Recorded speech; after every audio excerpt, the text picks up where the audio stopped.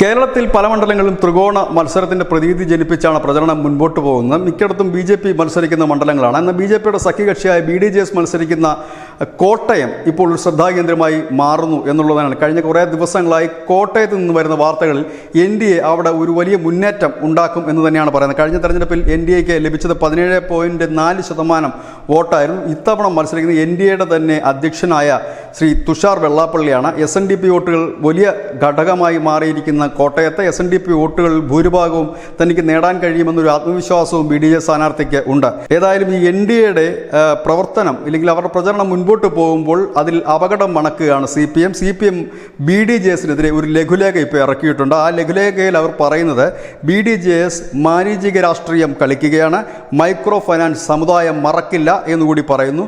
BDJS പണം നൽകി vote വാങ്ങുകയാണ് എന്ന് പറയുന്നു. ഏതായാലും BDJS ഇത്രയും നാൾ കോട്ടയത്ത് ശ്രദ്ധാകേന്ദ്രമായിരുന്നില്ല എങ്കിൽ ഇപ്പോൾ CPMന് പോലും ലഘുലേഖ ഇറക്കേണ്ട രീതിയിലേക്ക് അവർ പ്രവർത്തനം മുൻപോട്ട് പോയി എന്ന് വേണം കരുതാൻ. വലിയ രീതിയിലുള്ള പ്രചരണമാണ് BDJS കോട്ടയത്ത് നടത്തിക്കൊണ്ടിരിക്കുന്നത്. വലിയ രീതിയിൽ തന്നെ ഒരു വോട്ട് നേടിയെടുക്കുക എന്നുള്ളത് തന്നെയാണ് ലക്ഷ്യം. കഴിഞ്ഞ തവണ നേടിയ 17.4% എന്നുള്ളത് വർദ്ധിപ്പിക്കുക എന്ന് തന്നെയാണ് BDJS ലക്ഷ്യമിടുന്നത്. പ്രധാനമായും കർഷകർക്ക് ഉള്ള വാഗ്ദാനങ്ങൾ നൽകിക്കൊണ്ടാണ് തുഷാർ വെള്ളാപ്പള്ളി മുൻപോട്ട് പോകുന്നത്. ഇതാദ്യമായിട്ടാണ് BJPയുടെ സഖ്യകക്ഷി BDJSന്റെ ഒരു മുന്നേറ്റത്തിൻ്റെ ഒരു വാർത്ത പുറത്തു വരുന്നത്. കാരണം CPM പോലൊരു പാർട്ടി ഒരു ലഘുലേഖ ഇറക്കണമെന്നുണ്ടെങ്കിൽ അത് അവർക്ക് അപകടം മണത്ത് തുടങ്ങിയിട്ട് തന്നെ ആകണം. News desk news India Malayalam.